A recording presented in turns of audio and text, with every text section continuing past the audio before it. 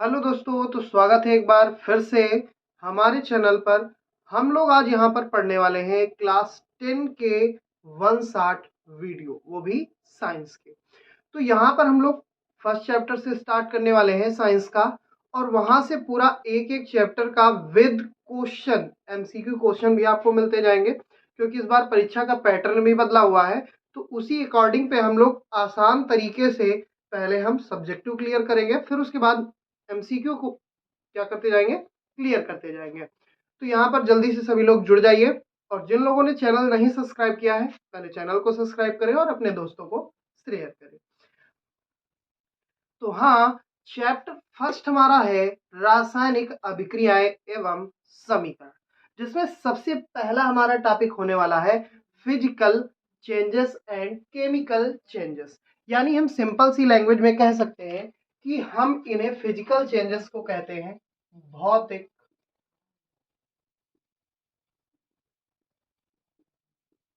परिवर्तन, और chemical changes को कहा जाता है रासायनिक परिवर्तन। अब इनमें क्या एक छोटा सा डिफरेंस है, उसके बारे में हमें पहले समझना है, फिर उसके बाद मैं आपको डिफिनेशन दिखा दूंगा। सबसे पहले ये देखा जाए तो भौतिक परिवर्तन जो होते हैं वो पदार्थ में होने वाले वे परिवर्तन होते हैं जिनके सहायता से उसका आकार बदल सकता है, भौतिक गुण उसके बदल सकते हैं, यानी हम जैसे बोल सकते हैं उसकी विद्युत चालकता बदल सकती है, घनत्व उसका बदल सकता है, ये सारी चीजें तो बदल सकती है, लेकिन उसके द्रव्यमान में कोई भी परिवर्तन नहीं होता है। उसे ही हम लोग क्या कहते हैं, भौतिक परिवर्तन कहते हैं। ना ही उसकी सहायता से कोई एक नया पदार्थ बनता है। तो ये सारी चीजें हमारी किसके अकॉर्डिंग आती हैं, फिजिकल चेंजेस, यानी कि हमारा भौतिक परिवर्तन के। यहाँ पे हमने एक सिंपल सी बात बताई कि जो हमारा पदार्थ है, यानी कि यहाँ पे हमने जो बताया, यहाँ पे हमारा क्या है, पदार्थ है, पदार्थ के भौतिक गुण में परिवर्तन होगा, पदार्थ के भौतिक गुण में परिवर्तन होगा, परंतु उसके ना तो द्रव्यमान में परिवर्तन होने वाला है और ना ही कोई नया पदार्थ बनने वाला है। यानी कि इसके केवल फिजिकल चेंजेस हो गए। हम कह सकते हैं कि जैसे हमने कोई एक पानी की, जैसे हमने मान लिया हमने एक पानी भगोने पे ले लिया और उसको हमने गर्म करना स्टार्ट किया, वो क्या हुआ कि भाप बन गया। अब मान लो उस भाप को फिर से हम ठंडा करेंगे तो वो फिर से क्या बन जाएगी, पानी बन जाएगी।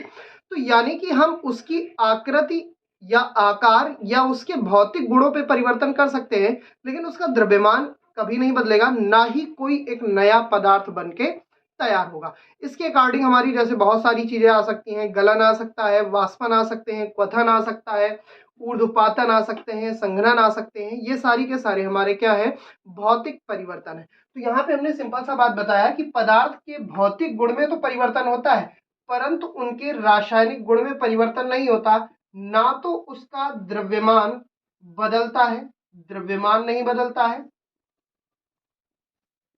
और ना ही और ना ही कोई नया पदार्थ बनता है, कोई नया पदार्थ बनता है। यहाँ पे ये छोटा सा हमने टॉपिक ले लिया, यानी कि भौतिक परिवर्तन वे परिवर्तन है जिनकी सहायता से पदार्थ के भौतिक गुणों में तो परिवर्तन होता है, परंतु रासायनिक संघट्ट एवं द्रव्यमान में कोई परिवर्तन नहीं होता, ना ही वो कोई किसी नए पदार्थ का निर्माण करता है। एग्जाम्पल पे जैसे हमने कहा, एग्जाम्पल यहाँ पे हम दे सकते हैं, जैसे हमने कह दिया वाष्पन है, ऊर्ध्वपातन है, संघनन है, ये सारे के सारे आदि, ये सारे के सारे हमारे क्या है, भौतिक परिवर्तन के उदाहरण है। अब हमारी बात आती है केमिकल चेंजेस में, कि केमिकल चेंजेस हमारे कैसे होते हैं और इनमें क्या क्या परिवर्तन हो सकते हैं। तो यहाँ पे हम सिंपल सी बात कह सकते हैं कि यहाँ पर जब पदार्थ के अणुओं के मध्य रासायनिक संघटन होता है, यानी यहाँ पर पदार्थ के अणुओं के मध्य क्या होगा, रासायनिक संगठन होगा, तो एक या एक से अधिक नए पदार्थों का क्या हो सकता है, निर्माण हो सकता है। यानी कि सिंपल सी बात यहाँ पे कही जाए तो यहाँ पर हमारा यदि पदार्थ के भौतिक गुणों में परिवर्तन होता था तो यहाँ पदार्थ के भौतिक गुणों में परिवर्तन नहीं होगा, यहाँ पे उसके रासायनिक संगठन में परिवर्तन होगा और द्रव्यमान भी परिवर्तित होकर एक या एक से अधिक नए पदार्थों का क्या कर सकता है, निर्माण कर सकता है। सेम इसका अपोजिट ही बोले तो हम लोग पदार्थ समझ सकते हैं।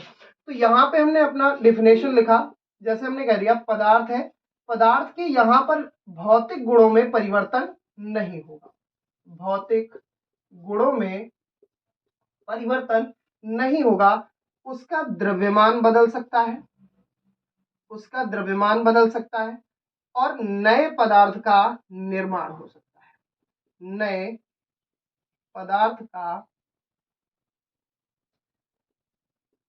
निर्माण हो सकता है। तो ये सारी चीजें हमारी आती है फिजिकल चेंजेस और केमिकल चेंजेस में। तो सिंपल सी बात, हमें अभी फिजिकल पे नहीं जाना, हम लोग पढ़ने वाले हैं चैप्टर रासायनिक अभिक्रियाएं, तो उसी चैप्टर के अकॉर्डिंग पे हम लोग बढ़ने वाले हैं। तो हमें प्रॉपरली पढ़ना क्या है, तो हमें पढ़ना है रासायनिक परिवर्तन। और ये 1 शॉट वीडियो पूरा का पूरा हम एक बार चैप्टर खत्म करने वाले हैं, तो यहाँ पे जितना हो सके उतनी स्पीड में हम काम करेंगे। अभी मैं बेसिक से इसलिए चल रहा हूँ, जिन लोगों ने नहीं भी पढ़ा है तो आसानी से एक वीडियो में ही पूरा का पूरा समझ लेंगे। फिर इसके बाद हम एमसीक्यू के भी क्वेश्चन इसमें जल्द ही लाइव कराने वाले हैं। तो यहाँ पे जैसे हमने कह दिया कि केमिकल चेंजेस में क्या था, पदार्थ के भौतिक गुण में कोई परिवर्तन नहीं होने वाला है, उसके द्रव्यमान रासायनिक संगठन यानी रासायनिक अभिक्रिया के फलस्वरूप, हमने कह दिया रासायनिक अभिक्रिया के फलस्वरूप उसके द्रव्यमान में परिवर्तन हो सकता है और नए पदार्थ का निर्माण हो सकता है, नहीं होगा, ये कंफर्म है कि नए पदार्थ का निर्माण होगा, ये चीज कंफर्म है। अब यहाँ पे हमने कह दिया इसके एग्जाम्पल क्या हो सकते हैं, तो सिंपल सी बात है, जैसे हमने कह दिया दहन, दहन। अभी मैं कह दूं कि यदि कोई मैटर है, जैसे हमने ले लिया कागज का टुकड़ा, अब कागज का टुकड़ा था, उसको मैंने क्या किया, रासायनिक परिवर्तन में इन्वॉल्व कर दिया, यानी मैंने उसे क्या किया, जला दिया। तो जलाने से क्या होगा, उसमें कार्बन बचेगा। अब कार्बन बचेगा तो क्या उसे तुम पुनः प्राप्त कर सकते हो कागज के रूप में, तो उसे प्राप्त नहीं किया जा सकता। तो हम सिंपल सी इक्वेशन, मतलब सिंपल सी बात में हम कह सकते हैं कि यहाँ पर भौतिक परिवर्तन में पदार्थों को पुनः प्राप्त करना तो संभव है, लेकिन केमिकल चेंजेस पे पदार्थों को पुनः प्राप्त करना संभव नहीं है। तो यहां पर हमारा क्या हो गया, जैसे दहन है, जंग लगना, प्रतिस्थापन अभिक्रियाएं,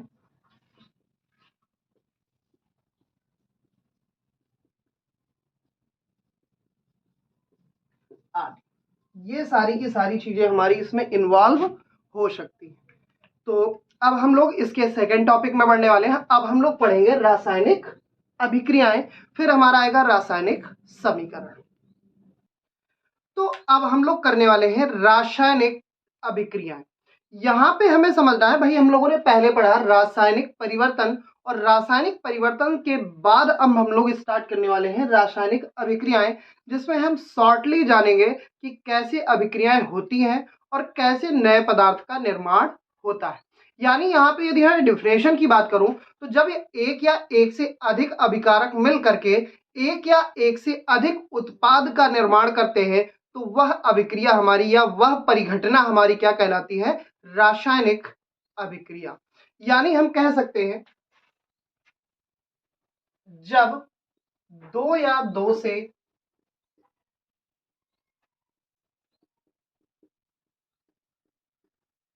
अधिक अभिकारक मिलकर दो या दो से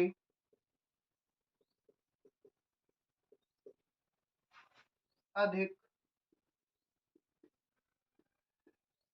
उत्पाद का निर्माण करते हैं,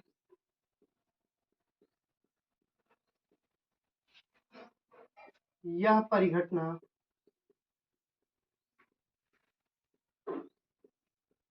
रासायनिक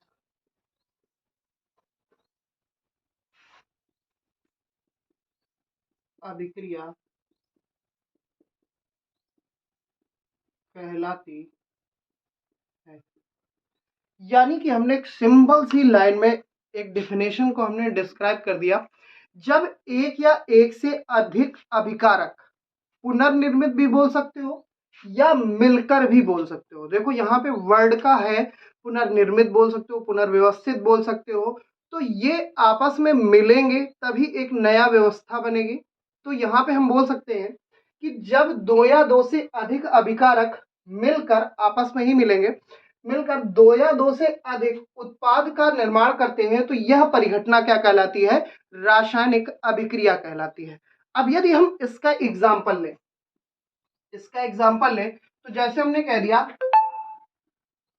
कार्बन, हमने क्या ले लिया? कार्बन। कार्बन की अभिक्रिया यदि किससे करा दी जाए? ऑक्सीजन से।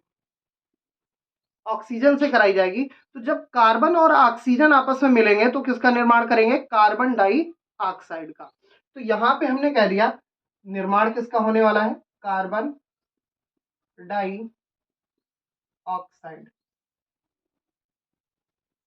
तो ये जो हमारी अभिक्रिया है, अब जैसे हम कह दें यहां पर कार्बन के भौतिक गुण कुछ अलग है, ऑक्सीजन के भौतिक गुण कुछ अलग है, लेकिन जो उसके मिल करके उत्पाद का निर्माण हुआ, यानी ये दोनों हमारे क्या हैं?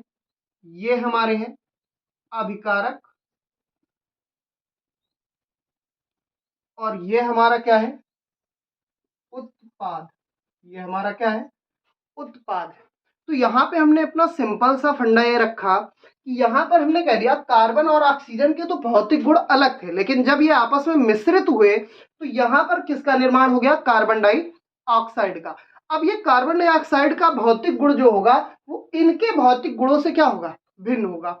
अब भिन्न होगा तो ये हमारी घटना कौन सी होगी? रासायनिक परिवर्तन वाली होगी, ना कि भौतिक परिवर्तन वाली। तो यहाँ पे हमने सिंपल तरीके से समझ लिया कि रासायनिक अभिक्रिया है क्या, यानी कि जब दो या दो से अधिक अभिकारक आपस में मिल करके दो या दो से अधिक उत्पाद का क्या करें? निर्माण करें, तो यह परिघटना हमारी क्या कहलाती है? रासायनिक अभिक्रिया। एग्जाम्पल हमने ले लिया कार्बन प्लस ऑक्सीजन बराबर कार्बन डाइऑक्साइड, ये चीज थी। अब इससे हमारा जुड़ा हुआ जो टॉपिक है, वो जुड़ा हुआ टॉपिक हमारा क्या आता है? तो वो आता है रासायनिक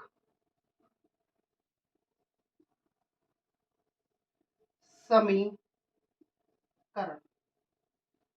रासायनिक समीकरण भाई साहब क्या है? तो रासायनिक समीकरण मिलता जुलता है, कोई डिफरेंट नहीं है, ये दोनों टॉपिक में एक में ही आते हैं। हमारी जो केमिकल इक्वेशन होगी वो किसकी सहायता से बनाई जाएंगी? केमिकल रिएक्शंस की हमारी सहायता से बनाई जाएंगी। तो यहाँ पे हम लोग क्या कहेंगे? रासायनिक समीकरण क्या है? रासायनिक अभिक्रियाओं में दिए गए अभिकारकों के सूत्र या संकेत के माध्यम से जिस तरह व्यवस्थित किया जाएगा, वही हमारे सूत्र या संकेत से प्रदर्शित करने की विधि ही क्या कहलाएगी? रासायनिक समीकरण। अब जैसे हमने कह दिया कार्बन, कार्बन का डिनोटिंग सिंबल क्या होता है? सी। कार्बन का डिनोटिंग सिंबल क्या है? सी है। अब सी की अभिक्रिया हम, ऑक्सीजन है, ऑक्सीजन से किससे कराएंगे? O2 से। ऑक्सीजन है, किससे कराएंगे? O2 से। तो हमारा क्या बन जाएगा? CO2, carbon dioxide. अब यहाँ पे देखो कैसा काम होने वाला है। यदि मैं कहूं तो क्लास 9th में आप लोगों ने थोड़ा सा पढ़ा होगा, पहले चैप्टर में हमारे आसपास के पदार्थ। वहां पे हम लोगों ने इतनी नॉलेज तो रख ली थी कि कौन सा पदार्थ हमारा सॉलिड स्टेट में होता है, कौन सा हमारा लिक्विड और कौन सा हमारा गैस स्टेट पे होता है। तो यहाँ पे हमने कह दिया जैसे कार्बन है, तो कार्बन हमारा किस में होगा? सॉलिड। सॉलिड के लिए हमारा सिंपल फॉर्म क्या होगा? S। यदि हम ऑक्सीजन लेते हैं तो गैस के लिए क्या होगा? G। अब यदि सॉलिड और गैस, देखो इसका गुण हमारा क्या था? सॉलिड, मतलब भाई ठोस अवस्था थी, इसकी अभिक्रिया किससे हो गई? ऑक्सीजन से। अब कार्बन, ये तुमने देखा हो तो जैसे धुआं कभी जलाया जाता है तो उसमें छोटे छोटे कण इकट्ठा निकलते हैं, तो वो हमारा धुआं है।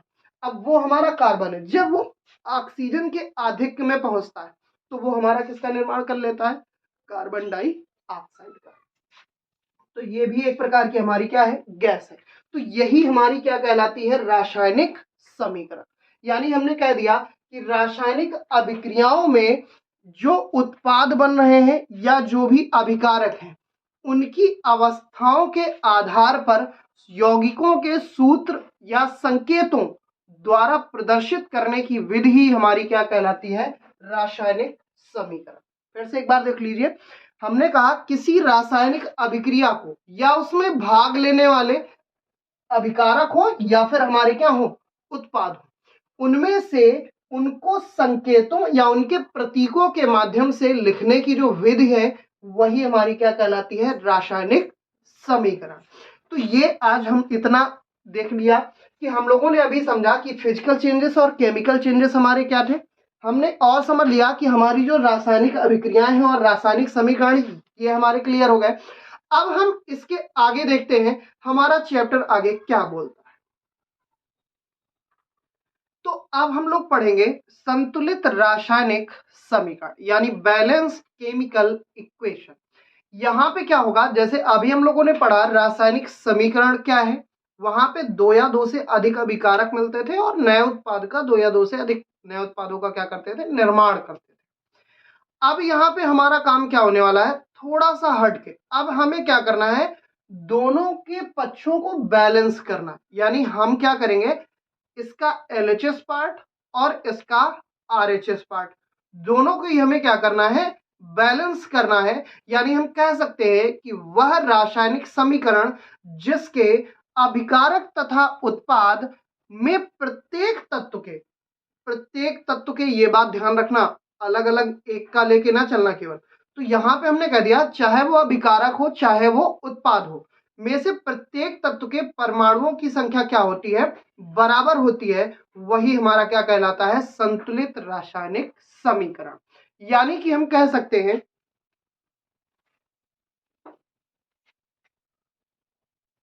वह रासायनिक समीकरण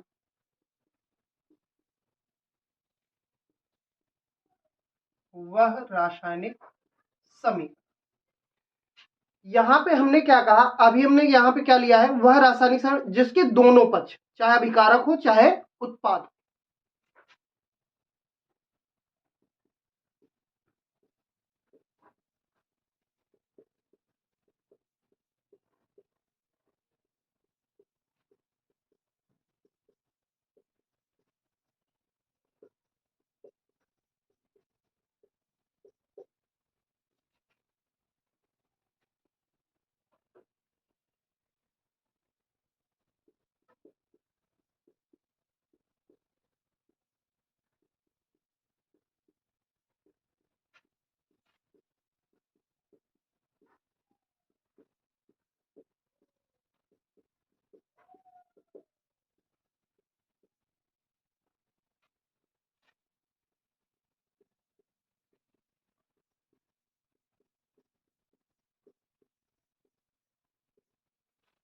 हाँ, तो यहां पे हमने कह दिया कि वह रासायनिक समीकरण जिसके दोनों पक्ष बोलो या फिर पक्षों बोल दो भाई, पक्षों, हमने कहा वह रासायनिक समीकरण जिसके दोनों पक्षों अभिकारक या उत्पाद में प्रत्येक तत्व के परमाणुओं की संख्या क्या हो, समान हो, वही हमारा क्या कहलाता है, संतुलित रासायनिक समीकरण।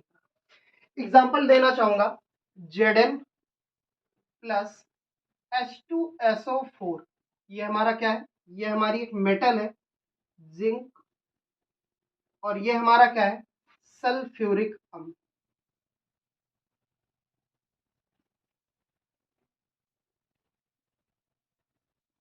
जब ये अभिक्रिया करेंगे तो यहां पे बनाएंगे क्या, जो SO4 का अणु है या SO4 हमारा जो है वो प्रतिस्थापित हो जाएगा किसके पास, Zn के पास। तो यहां पे हमारा हो जाएगा ZnSO4, और यहां से H2 गैस जो होगी वो क्या हो जाएगी, रिलीज हो जाएगी। H2 गैस क्या होगी, रिलीज हो जाएगी। तो ये चीज हमारा देखो, यहां पे हम कहें तो यहां पर यदि हम लेते हैं अभिकारक लो या उत्पाद लो, यहां पे हमने कहा Zn कितना है, Zn का यहाँ पे परमाणु क्या है, एक। यहाँ पे Zn का परमाणु कितना है, यहाँ पे भी क्या है, एक। यहाँ पे H के कितने परमाणु हैं, दो हैं। यहाँ पे भी कितने हैं, दो हैं। यहाँ S एक है, यहाँ भी S एक है, यहाँ O चार है, यहाँ भी O क्या है, चार। तो इस तरह से हम उसे देख सकते हैं वो हमारी इक्वेशन बैलेंस है या नहीं है, ये चीज हमें चेक करना पड़ेगा, और ये आसान तरीके से हम लोग चेक भी कर सकते हैं। तो यहाँ पे हमने एक सिंपल सा तरीका बताया, आप उसका क्या पार्ट देखिए, आप उसका देखिए LHS पार्ट और आप उसका देखिए RHS पार्ट। आप क्या देखेंगे, ये अभी टॉपिक भी बनेगा लेकिन उस टॉपिक को कराऊंगा नहीं क्योंकि इतना ज्यादा मेन नहीं है, उसमें हमारी इक्वेशन आती है तो दो चार इक्वेशन का एग्जांपल लेके हम लोग अच्छी तरीके से समझ लेंगे संतुलित करने की विधियां। तो भाई विधियां तो हम लोग बहुत सारी पढ़ते हैं, उसमें हमारे पेपर में पूछा क्या जाएगा, संतुलित कीजिए। विधियां बहुत कम पूछते हैं, तो हम लोग संतुलित रासायनिक समीकरण कैसे किया जाता है वो चीज हम लोग देखेंगे। असंतुलित इसी में टॉपिक बन जाता है, असंतुलित रासायनिक समीकरण किसे कहते हैं, तो बस थोड़ा सा चेंज हो जाएगा, समान नहीं होती, यानी वह रासायनिक समीकरण जिसके दोनों पक्षों अर्थात अभिकारक हो या उत्पाद हो में प्रत्येक तत्व या के परमाणुओं की संख्या समान नहीं होती, वही हमारा क्या कहलाता है, असंतुलित रासायनिक समीकरण। अब यहाँ पे हमने कह दिया कि भाई यहाँ पे कैसे करना है, इनकी विधियां हमारी कैसी हैं। तो यहाँ पे हम लोग को करना क्या है, इसका LHS पार्ट देखना है और इसका RHS पार्ट देखना है, और दोनों में हमें क्या करना है, उनके तत्व के परमाणुओं की संख्या को क्या करना है, बराबर कर देना है। जैसे ही वो बराबर होगी हमारा जो समीकरण होगा वो हमें प्राप्त हो जाएगा संतुलित रासायनिक समीकरण। अब विधियों में तुम लिखना चाहते हो तो लिख सकते हो आराम से, जैसे हमने तुम्हें बताया कि दोनों पक्षों की जो परमाणुओं तत्व के परमाणु होंगे वो आपस में क्या होंगे, समान होंगे। तो आसान तरीके से इसी तरह आप बना के लिख भी सकते हो, लेकिन आपसे पेपर में पूछेगा क्या, आप रासायनिक समीकरण को संतुलित कीजिए, डायरेक्ट आपसे यही पूछा जाएगा कि आप एक इक्वेशन दे दी जाएगी और बोला जाएगा इसे क्या कीजिए, संतुलित करके नीचे लिखिए। तो इस तरह हम लोग अब एग्जाम्पल देखने वाले हैं कि कैसे रासायनिक समीकरणों को क्या किया जाता है, संतुलित किया जाता है। तो हमारा एग्जाम्पल दे रखा है पहला, methane plus oxygen gives carbon dioxide plus जल। यानी हम कह सकते हैं कि मेथेन का हमारा फार्मूला क्या होता है, CH4। यहां पे ऑक्सीजन का क्या होगा, O2। कार्बन डाइऑक्साइड का होगा CO2 और वाटर यानी जल का होगा H2O। यहां पे हमने रखा। अब हमने कहा इसके दोनों पक्ष देखे, क्या इनके दोनों पक्ष आपस में बराबर हैं। तो यहां पे यदि हम कहें तो ये वाला पार्ट हमारा क्या कहलाएगा, ये वाला पार्ट हमारा होगा LHS यानी लेफ्ट हैंड साइड, और ये वाला पार्ट हमारा क्या होगा, RHS।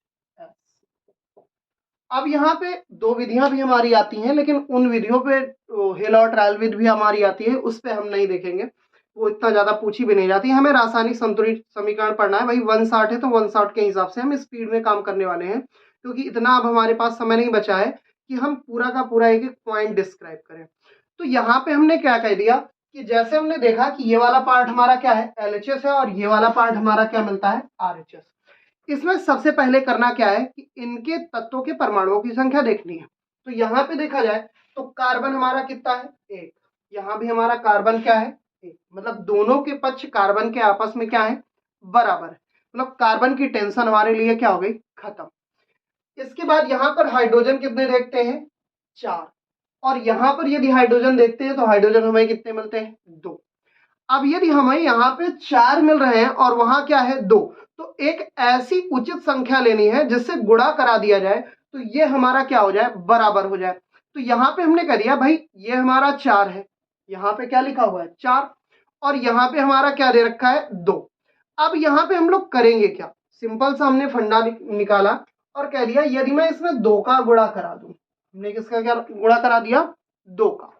अब यदि मैं यहाँ पे 2 का गुणा करा दूं तो इधर हमारे H कितने हो गए, 4, और इधर भी हमारे H कितने हो गए, 4। मतलब अभी हमने कार्बन को बराबर देखा, तो अभी भी देखो कार्बन यहाँ 1 है और यहाँ कार्बन क्या है, 1 है। H यहाँ कितने हो गए, 4, H यहाँ पे कितने हो गए, 4। अब बची किसकी बैलेंसी, O की।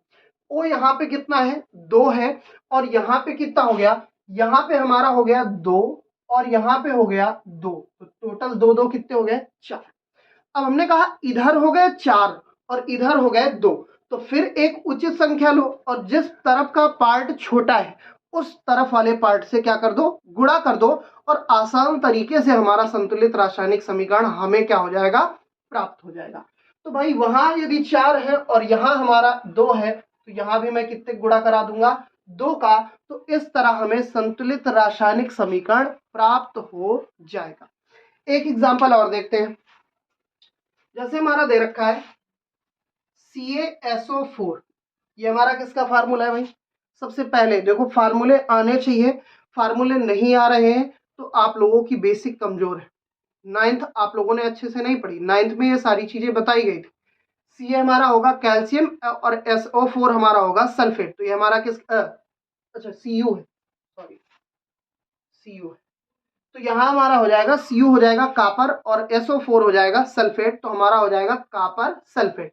यदि कापर सल्फेट की अभिक्रिया किससे करा दी जाए? सोडियम हाइड्रोक्साइड से। सोडियम हाइड्रोक्साइड बोले NaOH, जिसे हम लोगों ने पढ़ा है आगे कास्टिक सोडा वगैरह के रूप में, आगे चैप्टर में हमें मिलेगा। तो इसके बाद यदि हम अभिक्रिया कराते हैं तो हमें अभिक्रिया के फलस्वरूप हमें प्राप्त क्या होता है? हमें प्राप्त होता है सोडियम सल्फेट और कापर हाइड्रोक्साइड। यानी यहाँ पे हमने कह दिया कि कापर हाइड्रोक्साइड या होगी तो वो हमारी क्या होगी? बाहर निकलेगी, तो हो जाएगा CuOH का होल ट्वाइस। और हमारा बनेगा क्या? तो सोडियम सल्फेट, यानी हमारा हो जाएगा Na2SO4। अब ये चीज जो मैं जोड़ रहा हूं भाई, ये Na2SO4 ये कहां से आ गया? तो ये नाइन्थ में आप लोगों को पढ़ना चाहिए था। इतना आप टाइम नहीं है कि मैं एक एक चीज क्लियर करूं। यदि मैं एक सिंपल सी बात बताऊं तो ये बैलेंसी के आधार पर यानी संयोजकता के आधार पर रखे जाते हैं। यहाँ पे हमने कहा Na कितने हैं? 2, क्योंकि SO4 की जो ऋणात्मकता है वो कितनी होती है? 2, और Na के पास एक पॉजिटिव होता है, तो यहाँ पर 2 पॉजिटिव ही 2 निगेटिव को संभाल सकते हैं, इसलिए यहाँ पर Na को कितना यूज किया गया? 2 यूज किया गया।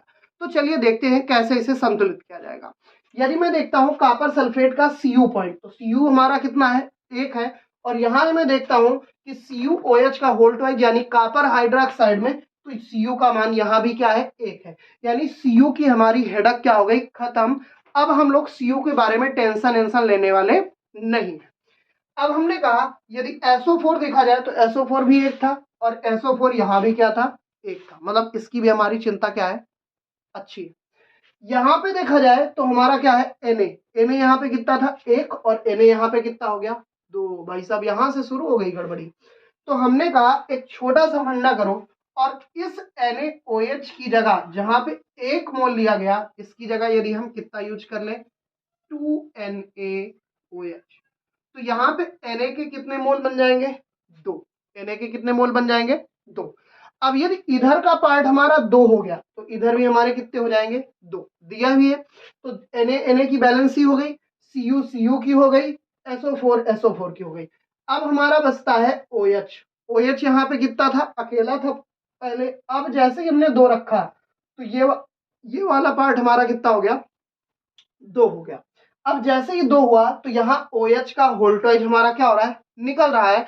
तो हम कह सकते हैं अब जो ये हमने लिखा हुआ है ये हमारा संतुलित रासायनिक समीकरण हमें क्या हो चुका है? प्राप्त हो चुका है। यानी इसे सही तरीके से लिखा जाए तो CuSO4 plus 2NaOH gives Na2SO4 plus CuOH का होल ट्वाइस। ये हमारा इक्वेशन हमें क्या हो जाएगा? प्राप्त हो जाएगा। तो अब हम लोग कुछ इक्वेशंस को कैसे बैलेंस करना है ये भी हम लोगों ने देख लिया। आगे जब हम क्वेश्चंस कराएंगे तो वहां पे आप लोगों को ये सारी चीजें फिर से एक बार देखने को मिल जाएंगी। तो पहले अभी हम सिलेबस पे चलते हैं। तो अब हम लोग पढ़ने वाले हैं रासायनिक अभिक्रियाओं के प्रकार, कि रासायनिक अभिक्रियाओं को कितने भागों में बांटा गया है। तो अब यहाँ पे हम लोग देखेंगे भाई, हम लोगों ने अभी तक पढ़ लिया भौतिक परिवर्तन क्या है, रासायनिक परिवर्तन क्या है, उन्हें अच्छे से रिवाइज करिए। इसके बाद हम लोगों ने पढ़ लिया रासायनिक अभिक्रिया क्या है, रासायनिक समीकरण क्या है, रासायनिक समीकरण कैसे बनता है, रासायनिक समीकरण संतुलित कैसे किया जाता है, असंतुलित रासायनिक समीकरण क्या है। अब हम लोग देखेंगे कि रासायनिक अभिक्रिया जो हो रही थी उसके कितने प्रकार हैं और वो कैसे कैसे काम करने वाले हैं। तो चलिए देखते हैं। तो अब हम लोग देखेंगे रासायनिक अभिक्रियाओं के प्रकार, यानी कि टाइप ऑफ केमिकल रिएक्शन। यहाँ पे इन्हें 4 भागों में बांटा गया। मुख्यतः हमारे कितने भाग हैं? 4।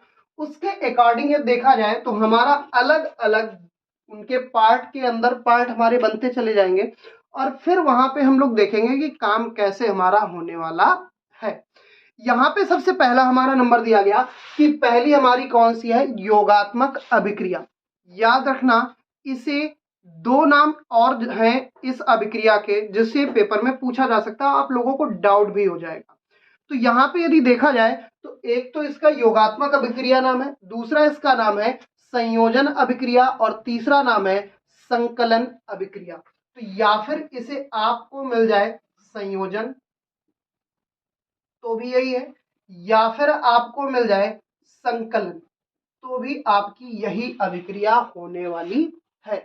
यानी इस अभिक्रिया के मुख्यतः कुल 3 नाम है, योगात्मक अभिक्रिया बोलो, संयोजन अभिक्रिया बोलो या फिर संकलन अभिक्रिया बोलो। इसमें काम कैसे होने वाला है वो हम अलग से इसके बाद एक टॉपिक लेके पढ़ेंगे। इसके अंतर्गत हमारी 2 अभिक्रियाएं आती हैं। पहली हमारी आती है ऊष्माक्षेपी, ऊष्माक्षेपी, और दूसरी हमारी आती है ऊष्माशोषी। ये भी, इसमें भी टॉपिक बहुत अच्छा होने वाला है। तो वहां पे हम लोग देखेंगे कि ऊष्माक्षेपी अभिक्रियाएं क्या है, ऊष्माशोषी अभिक्रियाएं क्या है, कैसे काम होने वाला है, और जबरदस्त तरीके से यहाँ से हम लोग देखने वाले हैं। फिर इसके बाद हमारा सेकंड नंबर दे रखा है वियोजन अभिक्रिया। वियोजन अभिक्रिया को हम लोग अन्य नाम बोल सकते हैं अपघटन अभिक्रियाएं।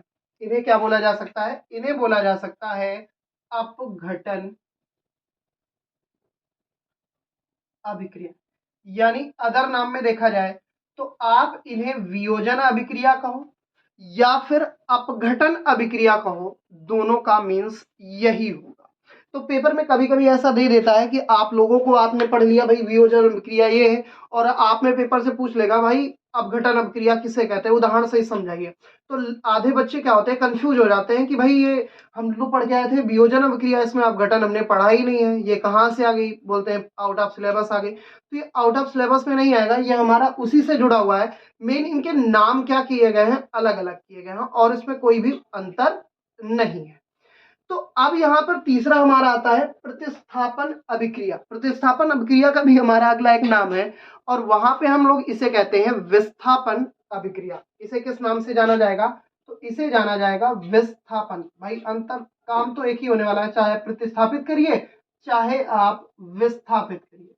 तो यहाँ पे हमने कह दिया चाहे आप प्रतिस्थापन अभिक्रिया कहें चाहे आप विस्थापन अभिक्रिया कहें, बात दोनों की क्या होगी, सेम होगी। इसके अंदर के भी टॉपिक बनेंगे वो हम बाद में, जब अलग अलग टॉपिक, इसमें हम 4 टॉपिक बनाएंगे। पहला हमारा होगा योगात्मक अभिक्रिया, फिर हमारा होगा वियोजन, फिर होगा प्रतिस्थापन, और लास्ट हमारा बनने वाला है द्विविस्थापन। इसका कोई अलग से नाम नहीं है, ये अपने आप में ही खुद इतना बड़ा है कि इसको दूसरे की आवश्यकता नहीं पड़ती। ये भाई साहब इतने कमजोर हैं कि इनको अपने साथ साथ 2 लोगों की और नामों की जरूरत पड़ गई। जैसे होता नहीं है कि भाई अकेला कुछ नहीं कर पा रहा तो 2-3 नाम और साथ में लेके चलो, हम कंफ्यूज कर देंगे लोगों को और वहीं से हमारी क्या हो जाएगी, जीत हो जाएगी। तो ये वाला काम ये अपना रहे हैं, लेकिन इनका कोई ऐसा फंडा होने वाला नहीं है। द्विविस्थापन अभिक्रिया कहती क्या है कि मैं किसी को डराने धमकाने वाला काम नहीं करूंगी, जैसा है वैसा ही इसे क्या किया जाएगा, रखा जाएगा। तो ये चीजें हम लोगों ने पढ़ ली कि रासायनिक अभिक्रियाओं के प्रकार हमारे मुख्यतः कितने हैं, 4 है। और ये किसके आधार पर है, सबसे पहले ये क्रियाविधि के आधार पर है। ये जो हम लोग प्रकार पढ़ रहे हैं ये हमारे किसके आधार पर है, तो ये क्रियाविधि के आधार पर है। भाई वर्गीकरण किया जाता है तो वर्गीकरण का कोई मीन्स होता है, किसके आधार पर आप वर्गीकरण कर रहे हो। नहीं, आपको किताब में तो डायरेक्ट लिखा मिलेगा, योगात्मक अभिक्रिया भी मिल जाएगी, ऊष्माक्षेपी अभिक्रिया, ऊष्माशोषी अभिक्रिया, वियोजन अभिक्रिया, प्रकाश रासायनिक जो प्रकाश अभिक्रिया होगी, रासायनिक अभिक्रिया होंगी उसी से आ जाएंगी, विद्युत अपघटन भी इसी के अंदर आ जाएगा। हमने कह दिया प्रतिस्थापन विस्थापन हो गया, बहुत सारी चीजें इसके अंदर आ जाएंगी। तो वहां पे हमें इतना ज्यादा टॉपिक लेने वाला काम नहीं करना है, हम लोग बिल्कुल छोटे से टॉपिक से समझेंगे कि हमने क्रियाविधि के आधार पर इन्हें मुख्यतः कितने भागों में बांटा है, 4 भागों में बांटा है। पहली हमारी है योगात्मक अभिक्रिया, दूसरी है वियोजन अभिक्रिया, प्रतिस्थापन अभिक्रिया और द्विविस्थापन अभिक्रिया। अब इनके बारे में अलग अलग टॉपिक में हम लोग डिटेल से विद एग्जांपल पढ़ने वाले हैं, क्योंकि यही टॉपिक हमारे क्या बनाते हैं, बेसिक बनाते हैं और यहीं से हमारे क्वेश्चन बनने वाले हैं। यानी कि इस चैप्टर, यानी कि अब जो हम लोग पढ़ रहे हैं वहां से तो हो सकता है 1-2 क्वेश्चन पूछा जाए, लेकिन यहाँ से पक्का आपका 1 से 2 क्वेश्चन तो आपका फंसने ही फंसने वाला है, इसमें कोई चांस ही नहीं है। मतलब ये तो आना ही आना है, ये तो कंफर्म है। और अभी जो हमने बताया विद्युत रासायनिक बोल रहा हूँ, संतुलित करने वाले समीकरण, उनमें से भी एक टॉपिक आने वाला है। तो इन चीजों को आप बारीकियों से समझिए और जितना प्रैक्टिस हो सके उतना करिए। और आप यदि इस वीडियो को देख रहे हैं तो आप खाली हाथ मत बैठिए, आप कॉपी पेन लेके बैठिए और जितना मैं बताता जा रहा हूं उतना नोट भी करते जाइए, क्योंकि हो सकता है आप देख रहे हैं उसके बाद आप भूल जाएंगे। तो ऐसा काम नहीं करना है, आप लोगों को कॉपी पेन लेके बैठना हो, तुरंत जैसा जैसा मैं बताता जा रहा हूं वैसा वैसा आपको लिखते भी जाना है, तभी आपके माइंड में सेटअप होगा। तो अब हम लोग देखते हैं अगला पॉइंट, और उसमें हम लोग पढ़ेंगे योगात्मक अभिक्रिया, या उसे बोलते हैं संयोजन, या फिर उसे कह सकते हैं संकलन अभिक्रिया। तो हम लोगों ने अभिक्रियाओं के प्रकार तो पढ़ लिए, अब अभिक्रियाओं को हम लोग पढ़ते हैं, जिसमें से पहला नंबर हमारा था योगात्मक अभिक्रिया। उसे हम लोग अन्य नाम से भी जानते थे और वो हमारा नाम था संयोजन, या फिर उसे कहा जाता था संकलन। यदि हम योगात्मक अभिक्रिया की बात करें तो उसे एडिशन रिएक्शन कहा जाता है, संयोजन की बात करें या संकलन की बात करें तो उसे कॉम्बिनेशन रिएक्शन भी कहा जा सकता है। अब यहाँ पे इसकी डिफिनेशन पे चलते हैं, फिर इसके एग्जाम्पल्स के अकॉर्डिंग इसकी डिफिनेशन पे हम लोग ध्यान देंगे। योगात्मक, पहले वर्ड से ही गौर करेंगे, एडिशन होगा। तो यहाँ पे क्या लिया जाएगा कि ऐसी अभिक्रिया जिसमें दो या दो से अधिक अभिकारक होंगे वो आपस में जुड़ करके एकल उत्पाद का क्या करेंगे, निर्माण करेंगे। यानी हम कह सकते हैं वे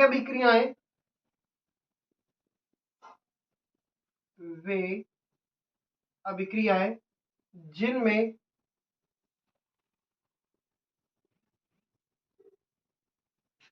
दो या दो से अधिक अभिकारक मिलकर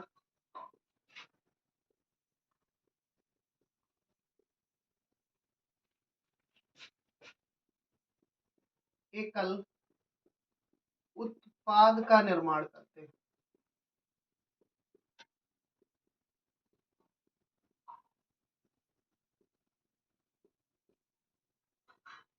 यानी हमने अपना सिंपल सा फंडा ये बना लिया कि यहाँ पे हम लोगों ने देखा कि वे अभिक्रियाएं जिनमें दो या दो से अधिक अभिकारक, वे अभिक्रियाएं जिनमें दो या दो से अधिक अभिकारक आपस में मिलकर लिखो, आपस में मिलकर एकल उत्पाद का क्या करते हैं, निर्माण करते हैं। यहाँ पे इंक्लूड कर लीजिए अधिक अभिकारक आपस में मिलकर। अब आपस में मिलेंगे तो यहाँ पे कुछ अलग सा काम होने वाला है, दो चीजें आपस में ज्वाइंट होंगी, तो ऐसे तो ज्वाइंट होने वाली नहीं है, कुछ ना कुछ तो उनमें पड़ेगा ट्विस्ट। तो यहाँ पे उनके एग्जाम्पल ये देखते हैं, तो हमें एग्जाम्पल क्या देखने को मिलते हैं, एग्जाम्पल पहला देखते हैं। तो पहला हमारा हो जाता है हाइड्रोजन गैस और ऑक्सीजन गैस का। यदि हम हाइड्रोजन गैस और ऑक्सीजन गैस को क्या करें, जलाने पर, इसे हम लोग क्या करें, जलाने पर यदि देखें तो यहां पर किसका निर्माण होता है, जल का। यहां पर किसका निर्माण होता है, जल का निर्माण होता है। अब यहाँ पे यदि देखा जाए तो ये हमारी कौन सी स्टेट है, तो ये हमारी गैस स्टेट है, और ये भी हमारी कैसी स्टेट है, गैस, और यहां मिलता कैसा है, लिक्विड। तो यहाँ पे हमने कहा कि जब दो गैसें आपस में मिलाई गई, भाई हमने यही चीज तो पढ़ी थी, वे अभिक्रियाएं जिनमें दो या दो से अधिक अभिकारक, तो जब हमने दो या दो से अधिक गैसें या दो गैसें हमने यहाँ पे मिलाई तो किसका निर्माण हो रहा है, एकल उत्पाद का निर्माण हो रहा है, और वो हमारा क्या है, जल है। अब यहाँ पे हमने कहा कि ठीक है भाई, हमें कोई दिक्कत नहीं है, हमने हाइड्रोजन ले लिया और ऑक्सीजन ले लिया, हमारा जल का निर्माण होता है। इसी तरह यदि हम सल्फर ले लें और ऑक्सीजन ले लें और इसे यदि हम जलाने पर करें, हीट लिख दिया जाए, तो यहाँ पे हमारा किसका निर्माण होता है, सल्फर डाई ऑक्साइड का। तो यहाँ पे भी हम लोग देखते हैं कि सल्फर और ऑक्सीजन दोनों आपस में मिलते हैं और किसका निर्माण करते हैं, सल्फर डाइऑक्साइड का। लेकिन इसमें अभी ट्विस्ट आने वाला है। वो ट्विस्ट हमारा क्या है, तो वो ट्विस्ट हमारा इस तरह काम करता है, जैसे हमने कह दिया Ca, अब Ca हमारा किसका है, कैल्शियम का, कैल्शियम हाइड्रोक्साइड, अभी हम लोगों ने पढ़ा था पीछे।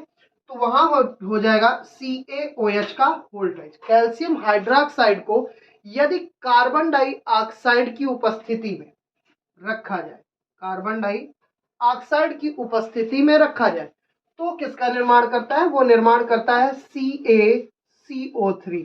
ये हमारा किसका है? Calcium carbonate. ये हमारा क्या है? Calcium carbonate. और यहां से क्या होता है? जल। तो ये चीज हमारे दैनिक जीवन में अभिक्रिया होती है, हम लोग पता नहीं कर पाते। जैसे हमने कहा कि यदि हम CaO और वहां पर H2O को मिश्रित करें तो वहां पर हमारा काम क्या होता है?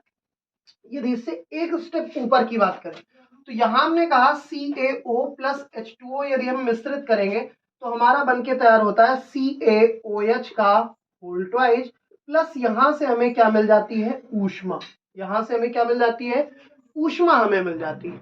अब वही चीज यदि CaOH का होल ट्वाइस, ये हमारा क्या था? कैल्शियम ऑक्साइड, जिसे हम लोग बोलते हैं चूना पत्थर।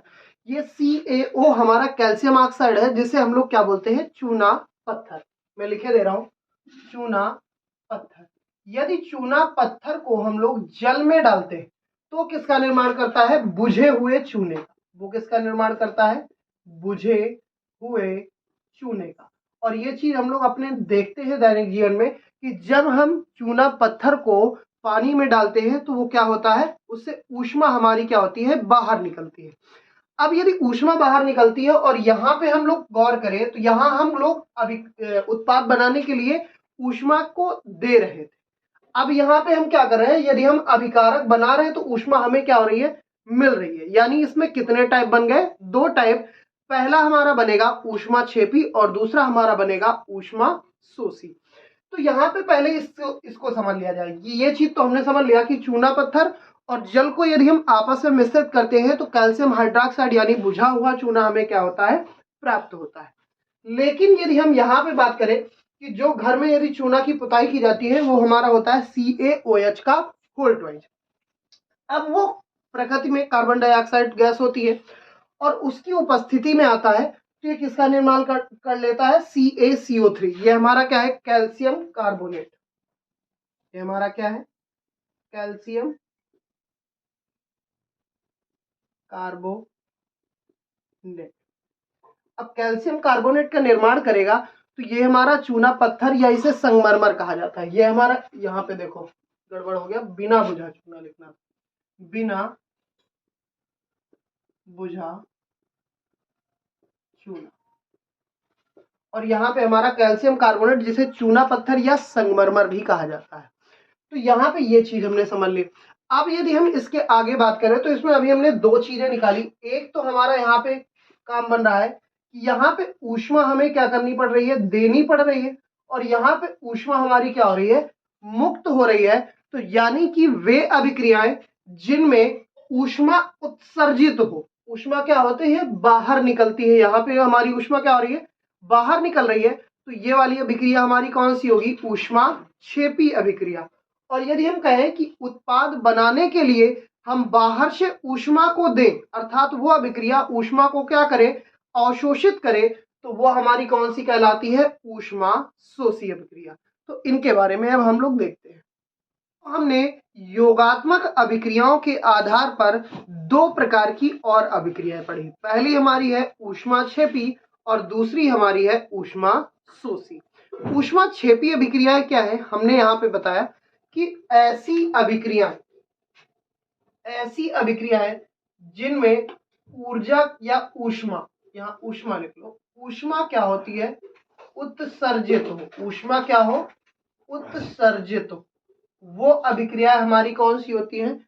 ऊष्मा क्षेपी अभिक्रियाएं होती हैं। और ऐसी अभिक्रियाएं जिनमें ऊष्मा क्या की जाए? अवशोषित की जाए। ऊष्मा क्या की जाए? अवशोषित की जाए। वो हमारी कौन सी अभिक्रियाएं कहलाती हैं? तो वो हमारी कहलाती हैं ऊष्मा शोषी अभिक्रियाएं। तो सिंपल सा हमारा फंडा है, हम डेफिनेशन भी बनाकर लिख सकते हैं कि वे अभिक्रियाएं जिनमें उत्पाद बनने पर या फिर जिनके फलस्वरूप, यानी वे अभिक्रियाएं जिनके फलस्वरूप ऊष्मा क्या हो? उत्सर्जित हो, ऊष्मा बाहर निकले, वो अभिक्रिया हमारी क्या कहलाती हैं? ऊष्मा क्षेपी अभिक्रिया कहलाती हैं। या वे अभिक्रियाएं जिनमें अभिक्रिया के फलस्वरूप ऊष्मा हमें क्या हो, अवशोषित करनी पड़े, बाहर से ऊष्मा हमें क्या करनी पड़ेगी, देनी पड़ेगी, तो वो अभिक्रिया हमें क्या कहलाएगी, ऊष्मा शोषी अभिक्रिया कहलाएगी। अब देखो यहाँ पे जैसे क्वेश्चन पूछा जाता है काफी बार कि यदि हम मेथेन गैस CH4 को ऑक्सीजन के आधिक्य में O2 2O2 यहाँ पे ले रहे हैं, अधिकता है ऑक्सीजन की, जब हम गर्म करेंगे तो यहाँ पर किसका निर्माण होगा, कार्बन डाइऑक्साइड, और किसका निर्माण होगा, जल, और इसके साथ यहाँ पर क्या निकलने वाली है, ऊष्मा। क्या निकलने वाली है, ऊष्मा। तो ये चीज हमें ध्यान में रखना पड़ेगा कि जब हम मेथेन गैस, ये हमारा क्या है, मेथेन, और ये हमारा क्या है, ऑक्सीजन। तो यहाँ पे हम लोग सिंपल सा समझ लिए कि हमारा क्या है कि मेथेन गैस जब ऑक्सीजन से अभिक्रिया करती है तो कार्बन डाइऑक्साइड का निर्माण करती है और जल का, और साथ में क्या मुक्त करती है, ऊष्मा। इसी तरह यदि हम देखना चाहें तो प्रकृति में हमारा होता है कार्बन, प्रकृति में हमारा क्या होता है, कार्बन।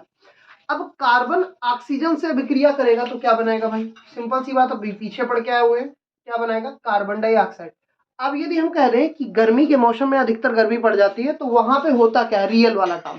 तो जब प्रकृति में कार्बन डाइऑक्साइड की मात्रा या कार्बन डाइऑक्साइड बनने की प्रक्रिया तीव्र हो जाती है तो कार्बन डाइऑक्साइड तो बनती है, लेकिन साथ ही साथ उसके साथ क्या निकलती है, ऊष्मा। उसके साथ साथ क्या निकलती है, ऊष्मा। तो यह भी एक प्रकार की कौन सी अभिक्रिया है, ऊष्माक्षेपी अभिक्रिया। इसके बाद आता है ऊष्माशोषी। ऊष्माशोषी में काम क्या होता है, तो ऊष्माशोषी भी हमारा बड़ा इंटरेस्टिंग काम है। यहाँ पे हमें क्या करना पड़ेगा, बाहर से हमें ऊष्मा देनी पड़ेगी। जैसे अभी हमने एग्जांपल लिया था H2 + O2 यदि हम लेते हैं और उसे जलाते हैं या गर्म करते हैं तो किसका निर्माण होता है, पानी, यानी कि H2O का। यहाँ पे यदि हम देखें तो हमने कहा इस बार कुछ नया करते हैं, तो यहाँ पे हमने ले लिया N2 बोले तो नाइट्रोजन, और हमने क्या ले लिया, ऑक्सीजन। यदि हम नाइट्रोजन और ऑक्सीजन को आपस में क्या करें, मिश्रित करें, और मिश्रित करने के बाद हमें क्या देनी पड़े, बाहर से ऊष्मा भी हमें देनी पड़े। ऊष्मा भी हम इसके साथ क्या करेंगे, इंक्लूड करेंगे, बाहर की ऊष्मा भी हम इसके साथ क्या करेंगे, इंक्लूड करेंगे। तो यदि हम ऊष्मा इसके साथ बाहर से इंक्लूड कर रहे हैं तो यह हमारी क्या हो जाएगी, ऊष्माशोषी, क्योंकि हमें ऊष्मा क्या करनी है, अवशोषित करानी है, देनी है इसे। तो वहां पे यदि ऊष्मा देते हैं तो हमारा किसका निर्माण होता है, NO। और बैलेंसी बराबर करने के लिए, यानी संतुलित रासायनिक समीकरण के लिए इधर हम कितने का लगा देंगे, 2 लगा देंगे। तो यहाँ पर 2 मोल हमें नाइट्रिक ऑक्साइड प्राप्त होती है। तो ये फार्मूला याद रखना, NO हमारा किसका फार्मूला है, नाइट्रिक ऑक्साइड का। ये हमारा किसका फार्मूला है, नाइट्रिक ऑक्साइड का। तो यहाँ पे हम लोगों ने देख लिया कि योगात्मक अभिक्रिया क्या है, तो वे अभिक्रियाएं जिनमें 2 या 2 से अधिक अभिकारक आपस में मिलकर एकल उत्पाद का निर्माण करता है वो हमारी क्या कहलाती हैं, योगात्मक अभिक्रियाएं, संकलन अभिक्रियाएं, या फिर उन्हें हम लोग अन्य नाम से भी, हमने तीनों नाम लिखाए हुए थे, वो हमारा हो गया। इसके अकॉर्डिंग यदि हम देखें तो इसके अकॉर्डिंग हमारी कितनी अभिक्रिया आती हैं, 2। अब वो 2 हमारी कौन कौन सी है, तो पहली हमारी है ऊष्माक्षेपी और दूसरी हमारी है ऊष्माशोषी। ऊष्माक्षेपी क्या है, ऊष्माक्षेपी वे अभिक्रिया है जिनमें ऊष्मा क्या होती है, उत्सर्जित होती है, और ऊष्माशोषी वे अभिक्रिया है जिनमें ऊष्मा क्या होती है, अवशोषित होती है। अवशोषित का मतलब ग्रहण करना, मतलब वो बाहर से उसे ऊष्मा हमें क्या करनी पड़ेगी, देनी पड़ेगी, तो वो हमारी क्या कहलाएंगी, ऊष्माशोषी अभिक्रिया कहलाएंगी। यहाँ पे हमने इसका एग्जाम्पल एक दे दिया और यहाँ पे हमने एग्जाम्पल दे दिया। अब हम लोग बढ़ते हैं अपने नेक्स्ट पॉइंट की तरफ। यहाँ पे क्वेश्चन भी पूछा जाता है जिसका हम क्वेश्चन में रिहर्सल जब होगा तो वहां पे हम कराएंगे। तो वहां पे हमसे क्वेश्चन पूछा जाता है, श्वसन भी एक ऊष्माक्षेपी अभिक्रिया है, बताइए कैसे है। तो ये चीज हमसे पूछी जाती है, तो थोड़ा नॉलेज के लिए यहाँ पे रख लेते हैं। जैसे हम लोग देखते हैं कि जीवों को ऊर्जा की आवश्यकता होती है। ऊर्जा उन्हें कहाँ से मिलती है, भोजन से, और भोजन में हमें क्या मिलता है, ग्लूकोज। अब यदि ग्लूकोज तुम ले रहे हो और वो बाहर, हम लोग सांस लेते हैं तो ऑक्सीजन हमारी अंदर जाती है, तो जब ग्लूकोज और ऑक्सीजन की अभिक्रिया होती है तो उसकी सहायता से हम लोग कार्बन डाइऑक्साइड बाहर छोड़ते हैं, तो ऑक्सीजन हमने ली तो वो जाता है और ग्लूकोज से अभिक्रिया करता है, जिससे कार्बन डाइऑक्साइड और जल का निर्माण होता है, और साथ ही साथ ऊर्जा भी निर्मित होती है। तो ऊर्जा बोलो या ऊष्मा बोलो, बात एक ही है। तो ऊर्जा हो या ऊष्मा हो, वो हमारा यदि ऊर्जा बन रही है, जैसे यहाँ पे हमने कहा ऊष्मा या ऊर्जा बन रही है, तो हमारी कौन सी अभिक्रिया हो जाएगी, ऊष्मा अपक्षेपी अभिक्रिया होगी। यदि क्वेश्चन तुम्हारा आता है तो ऐसे लिख सकते हो कि जब ग्लूकोज की अभिक्रिया ऑक्सीजन से कराई जाती है, अर्थात जब हम सांस लेते हैं तो ऑक्सीजन ग्रहण करते हैं और ग्रहण करने पर वह ऑक्सीजन ग्लूकोज से अभिक्रिया करता है और अभिक्रिया के फलस्वरूप कार्बन डाइऑक्साइड, जल तथा ऊष्मा या ऊर्जा का निर्माण होता है और कार्बन डाइऑक्साइड को हम लोग मुक्त करते हैं। तो अब हम बढ़ते हैं सेकंड पॉइंट पे। तो अभिक्रियाओं के प्रकार का दूसरा स्वरूप हमारा है अपघटन या वियोजन अभिक्रिया। ये हमारा कौन सा पॉइंट है? ये हमारा है दूसरा। अब दूसरे पॉइंट में हम लोगों को देखना है, नाम से ही पता चल रहा है अपघटन। अपघटन का मतलब क्या होता है? अवयव का टूटना। तो यहाँ पे बताया गया कि वे अभिकारक या वे अभिक्रियाएं, यहाँ पे हम बोल सकते हैं वे अभिक्रियाएं जिनमें कोई यौगिक अपने अवयवी तत्वों को छोटे छोटे सरल यौगिकों में क्या करता है? तोड़ देता है, वही हमारी क्या कहलाती? अपघटन या फिर वियोजन अभिक्रिया। यानी हम एक सिंपल सी बात कहें तो यहाँ पे क्या होता है कि एकल अभिकारक एक से अधिक उत्पादों में क्या करता है? टूटता है। भाई अपने हिसाब से तुम्हें डिफिनेशंस बनानी है और क्लियरेशन तुम्हें देना है।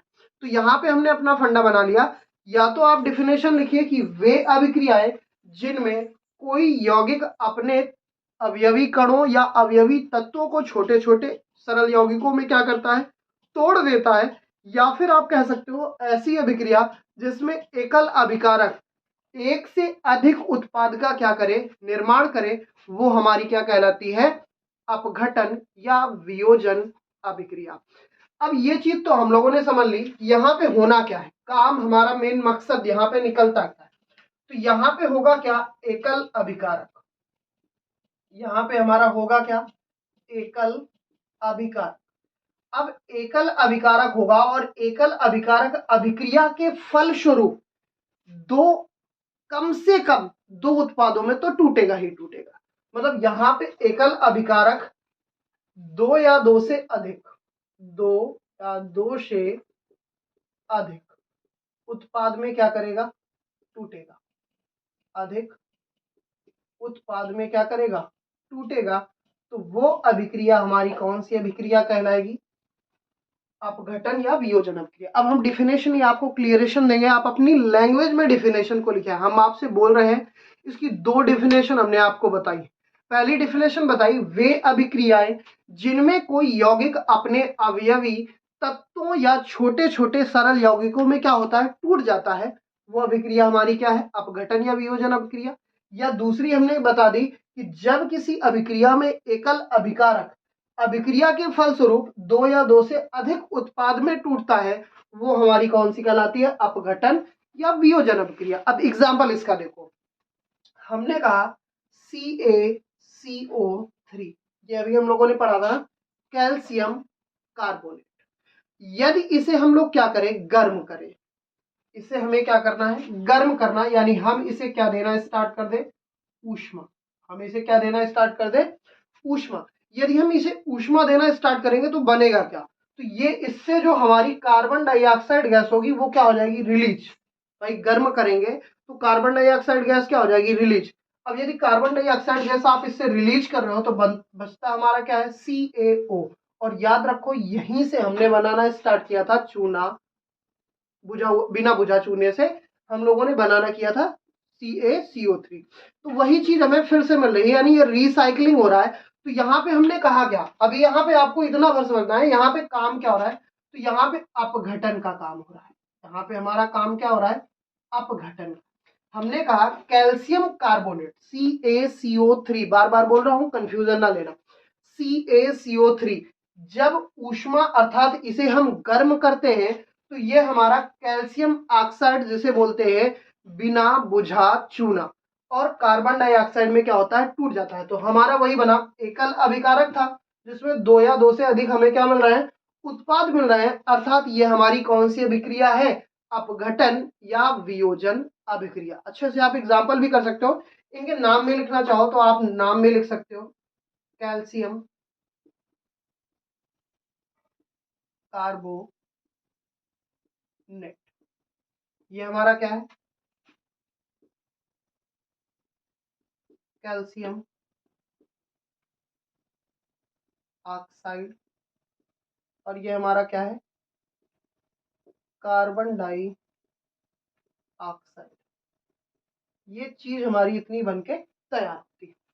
अब इन्हीं के अंदर हमारा आ जाता है विद्युत अपघटन। भाई अब यहाँ पे ट्विस्ट हमारा बनना स्टार्ट हो गए, तो याद रखना ये हमारा पॉइंट है जिसमें कभी कभी पूछ लिया जाता है पेपर में, विद्युत अपघटन। तो होता क्या है भाई, यहाँ पहले हम ये समझ लेते हैं। विद्युत अपघटन में हमने जैसे कह दिया कि जल को यदि हम विद्युत अपघट्य करते हैं, विद्युत अपघट्य के रूप में, यानी हमने सिंपल सी बात कही कि हमारा विद्युत अपघटन है क्या, पहले इसकी डिफिनेशन दे दी जाए। तो जब किसी विद्युत अपघट्य, चाहे वो अम्ल हो, क्षार हो या फिर लवण हो, कोई वो वाली बात नहीं है, चाहे वो अम्ल हो, क्षार हो या फिर लवण हो, के जलीय विलयन में या उसकी गलित अवस्था में, गलित अवस्था का मतलब समझ रहे हो, उसकी लिक्विड स्टेट में विद्युत धारा प्रवाहित की जाती है, तो उसका क्या हो जाता है, अपघटन। वो अलग अलग भागों में क्या होता है, टूट जाता है। जैसे हम लोगों ने पढ़ा हुआ है, क्लास 9th में पढ़ा था, एनोड पे और कैथोड पे अलग अलग काम होता है, वैसे ही यहाँ पे हमारा होने वाला है।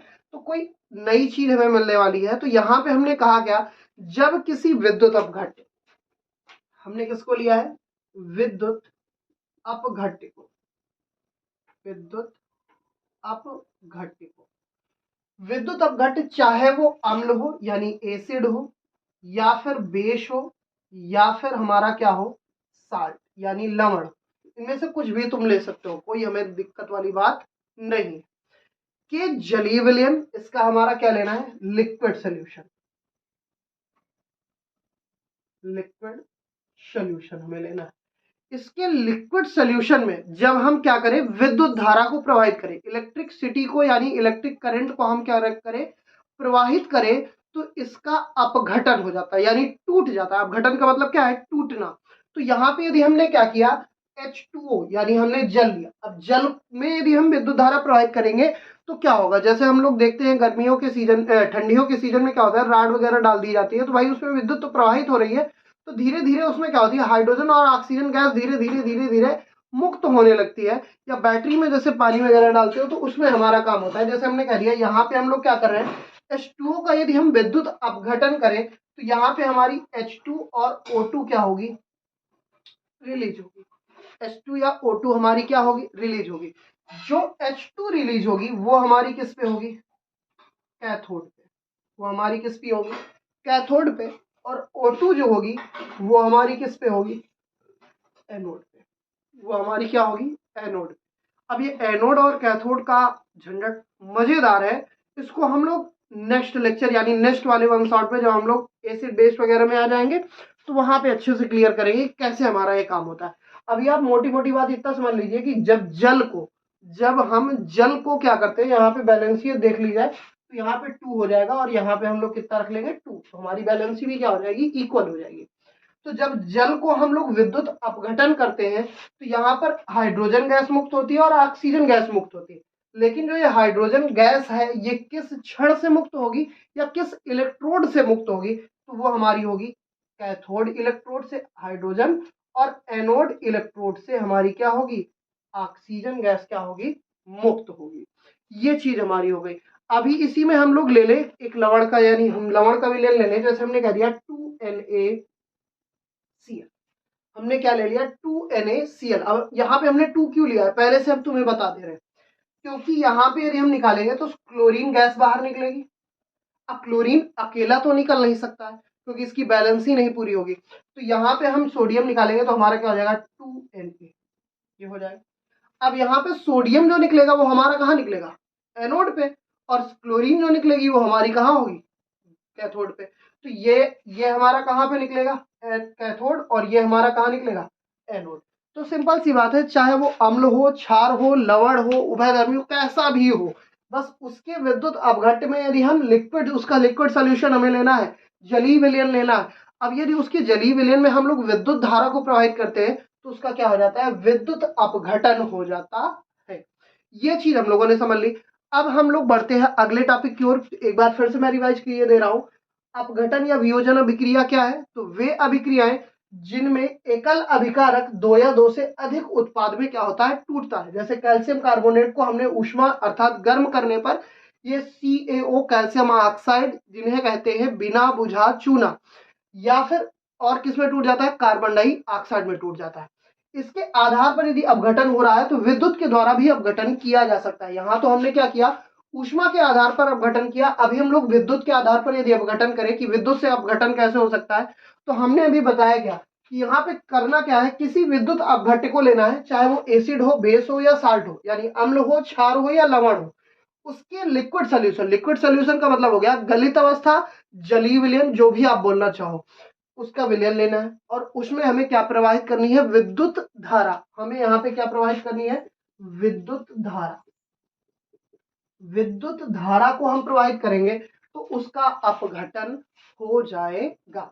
जैसे H2O में यदि हम विद्युत धारा को प्रवाहित करते हैं तो H2 और O2 हमारी दोनों गैसें क्या होती है, रिलीज होती है।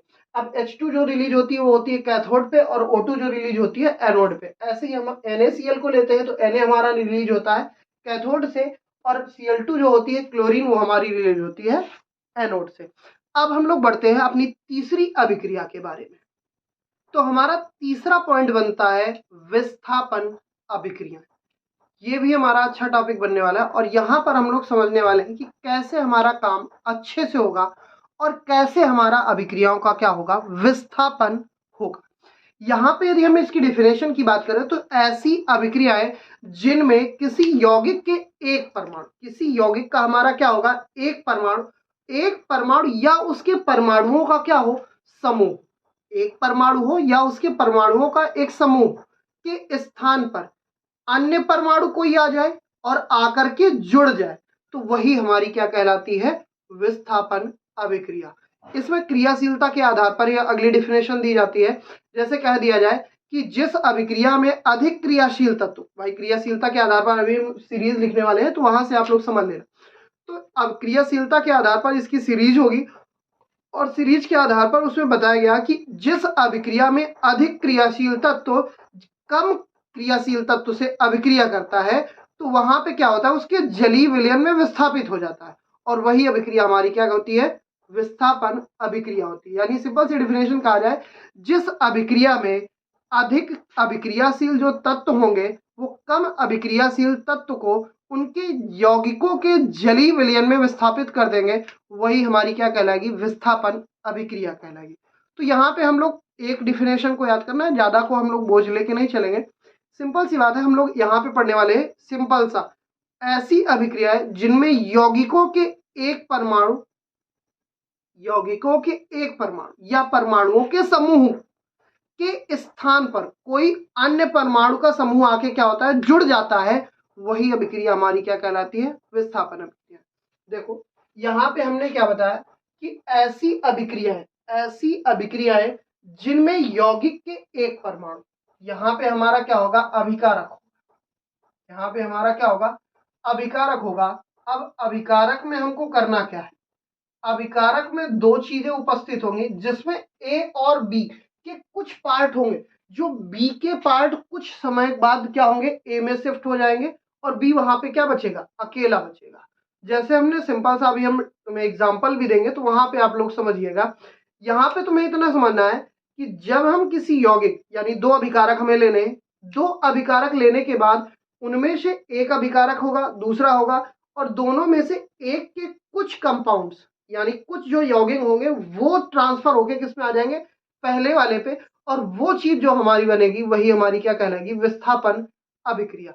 यानी यहाँ पे हमने कहा अभिकारक प्लस अभिकारक, दो चीजें ली जाएगी और यहाँ पे उत्पाद भी तो बनेंगे, ऐसा नहीं है। तो यहाँ पे इसके हो सकता है कुछ पॉइंट यहाँ पे ट्रांसफर हो जाए या इसके कुछ पॉइंट यहाँ पे ट्रांसफर हो जाए, और जो बनेगा तो यहाँ पर उत्पाद भी क्या, कितने बन जाएंगे, दो। यहाँ पे भी उत्पाद कितने बनेंगे, दो। जैसे हमने एग्जांपल ले लिया Zn zinc plus CuSO4 copper sulphate, यदि इसकी अभिक्रिया कराते हैं तो SO4 क्या होगा, इधर की ओर Zn की ओर क्या होगा, शिफ्ट हो जाएगा, तो हमारा हो जाएगा Zn SO4 और यहाँ पर कॉपर क्या होगा, अकेले बचेगा। वही चीज हमने डेफिनेशन में तुम्हें बताई। ऐसी अभिक्रियाएं जिनमें यौगिक के एक परमाणु हमारा था या परमाणुओं के समूह, अब परमाणुओं का समूह यदि ले रहे हो तो बहुत सारे परमाणु हमारे हो गए, ये परमाणुओं के समूह अपने यौगिकों से हट के दूसरे यौगिकों में क्या करता है, जुड़ता है, तो वही हमारी क्या कहलाती है, विस्थापन अभिक्रिया। ये चीज बिल्कुल अच्छे से हमें समझना है, कोई जल्दबाजी नहीं करनी है, अच्छे से हमें ध्यान में रख के समझना है। तो यहाँ पे हम लोगों ने सिंपल सी बात इतनी समझ ली कि हम लोग यहाँ पे अब क्रियाशीलता के आधार पर देख लेते हैं काम कैसे होता है। तो पहले हमारा आता है पोटेशियम, फिर आता है सोडियम, फिर calcium, magnesium, aluminium, zinc, ferrous, hydrogen, copper, AG, AU, सोना चांदी हमारे आ जाते हैं। तो ये सारी चीजें हमारी होती हैं। तो यहाँ पे जैसे क्रियाशीलता के आधार पर बांटा जाए, तो अभी हमने क्या बताया, पोटेशियम सोडियम पहले लिख लिया जाए, पोटेशियम सोडियम, फिर हमारा क्या था, फिर हमारा था calcium magnesium aluminium, calcium magnesium aluminium. अब यहाँ पे लेस देन और ग्रेटर देन का भी तुम्हें ध्यान रखना है, अभी हम उसको भी लगा देंगे। तो यहाँ पे हमने क्या देखा, एल्यूमिनियम हो गया, इसके बाद जिंक, फेरस, हाइड्रोजन, तीन तीन के जोड़े याद करो, जिंक, फेरस, हाइड्रोजन। अब इसके बाद तीन जोड़े हो गए, फिर इसके बाद याद करना है कापर, एजी, एयू।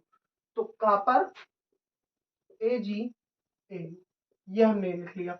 अब यहाँ पे लगने वाला है ग्रेटर देन, यानी कि हम लोग देखेंगे सबसे कम क्रियाशील तत्व कौन होगा भाई, एयू, यानी हमारा क्या होगा, सोना। अब यहाँ पे हमने कहा भाई ग्रेटर देन सभी में लगा दिया।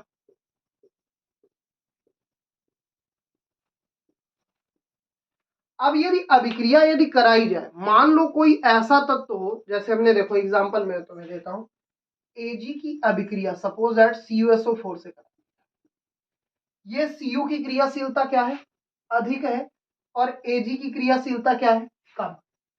तो ये SO4 जो है वो कम वाले पे नहीं जाने वाला है, वो कम वाले पे जाने ही नहीं वाला है। तो यहाँ पे हमने अपना सिंपल सा फंडा बना लिया कि इसकी अभिक्रिया हो ही नहीं सकती। क्यों नहीं हो सकती, क्योंकि ये ट्रांसफर ही नहीं होगा, ये अधिक क्रियाशील की ओर जाएगा। भाई कोई भी व्यक्ति हो, यदि जहां उसे जिस कंपनी में वो काम कर रहा है उसे वहां पे अच्छी पेमेंट मिल रही, यदि अगली कंपनी में जाएगा तो वो यही सोच के जाएगा भाई यहाँ से हमें ज्यादा पेमेंट मिलेगी तभी हम वहां ज्वाइन करेंगे, और नहीं मिल रही है तो वहां ज्वाइन नहीं करेगा।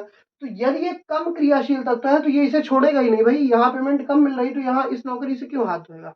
तो वही वाली बात है कि एजी हमारा क्या है, कम क्रियाशील है, और CuSO4 हमारा क्या था, Cu जो है कापर, वो एजी की तुलना में अधिक क्रियाशील है, इस कारण SO4 विस्थापित नहीं होगा, अर्थात इसकी कोई भी रिएक्शन नहीं होगी।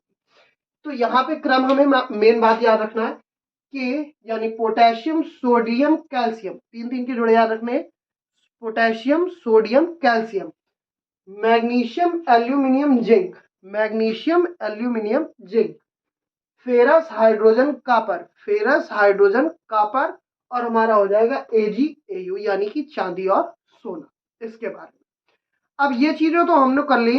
अब हम लोग देखते हैं इसका लास्ट वाला पॉइंट, यानी कि द्विविस्थापन अभिक्रिया।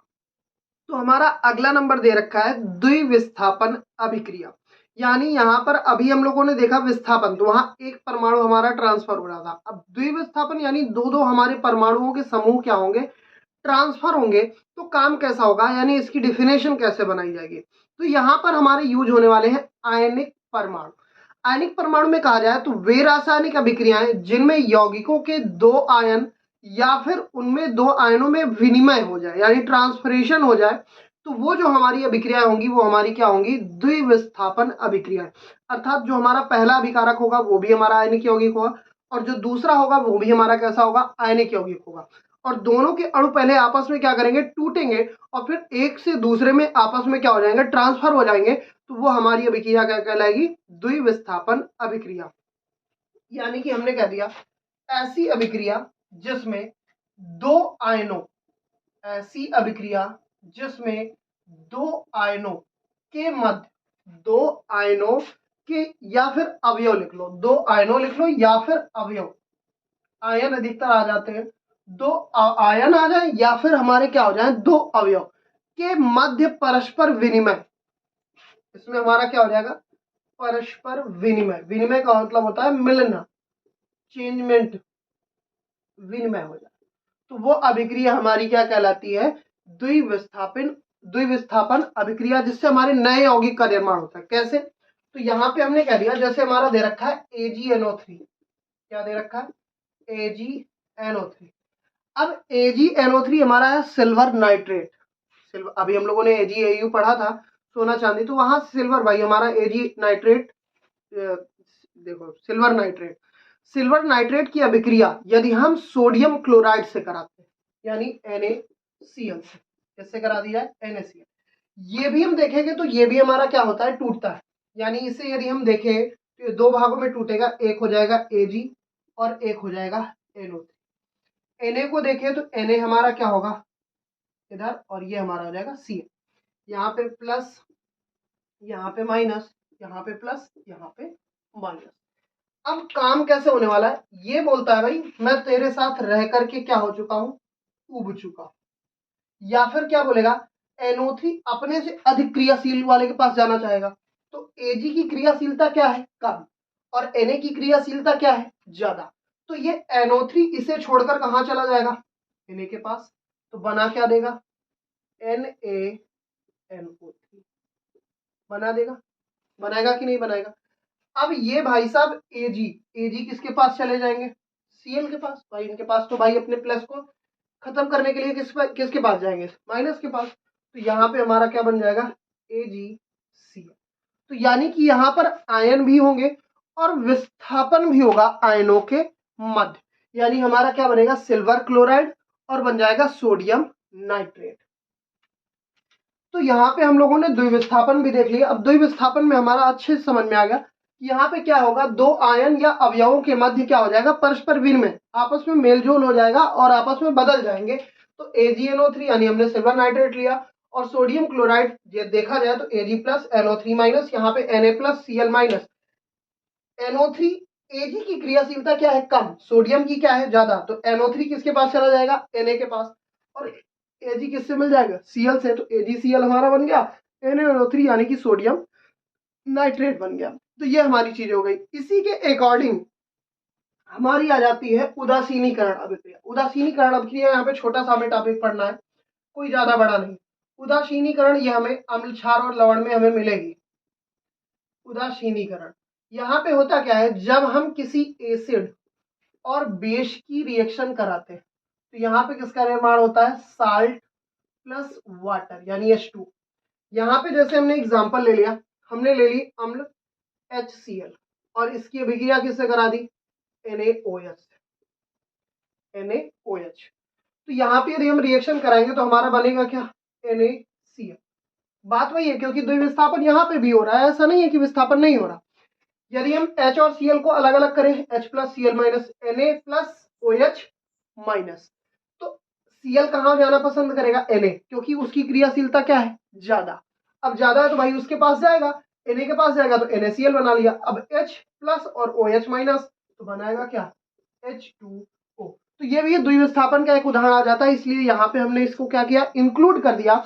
और ये चीजें हमें टॉपिक अच्छे से भी पढ़ने को मिलेगा अम्ल, क्षार और लवण में। तो उदासीनीकरण अभिक्रिया यदि पूछ भी ली जाए तो आराम से आप बता सकते हो कि उदासीनीकरण अभिक्रिया वे अभिक्रिया है जिसमें अम्ल और क्षार आपस में मिल करके किसका निर्माण करते हैं? लवण और जल का निर्माण करते हैं, यानी साल्ट प्लस वाटर का निर्माण करते हैं। वो अभिक्रिया हमारी क्या कहलाती है? उदासीनीकरण अभिक्रिया कहलाती है। अब हम लोग पढ़ते हैं ऑक्सीकरण या उपचयन या अपचयन। तो अब हम लोग यहाँ पे देखने वाले हैं ऑक्सीकरण, अपचयन। ऑक्सीकरण को हम लोग अन्य नाम से जानते हैं उपचयन। हमारा है क्या? नाम से ही पता चल रहा है ऑक्सीकरण, करण का मतलब बनाने वाला। तो यानी जब किसी पदार्थ द्वारा ऑक्सीजन परमाणु को ग्रहण करने या फिर हाइड्रोजन को त्यागने, यहाँ पे दो चीजें आपको ध्यान रखनी है। इस दोनों अभिक्रिया, ऑक्सीकरण आप बोलिए या फिर आप क्या बोल सकते हैं? उपचयन। यहाँ पे होगा क्या? ऑक्सीजन क्या होगा? जुड़ेगा। यानी यहाँ पे क्या होगा? ऑक्सीजन क्या होगा? जुड़ेगा। और हाइड्रोजन क्या होगा? निकलेगा, यानी त्यागेगा। त्याग, हाइड्रोजन का क्या होगा? त्याग होगा।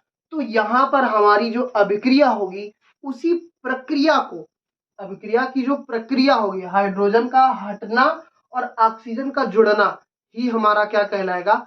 ऑक्सीकरण। और इसका जस्ट अपोजिट कौन होता है? अपचयन। यहाँ पे क्या होगा भाई साहब, यहाँ ऑक्सीजन जुड़ रहा है तो यहाँ ऑक्सीजन क्या होगा? त्यागेगा। ऑक्सीजन क्या होगा? त्यागेगा। तो यहाँ पर ऑक्सीजन क्या करेगा? ऑक्सीजन का त्याग, और हाइड्रोजन क्या होगा? जुड़ेगा। हाइड्रोजन क्या होगा? जुड़ेगा। तो यानी डेफिनेशन हम लोग अच्छे से बना सकते हैं। तो ऑक्सीकरण अभिक्रिया क्या है?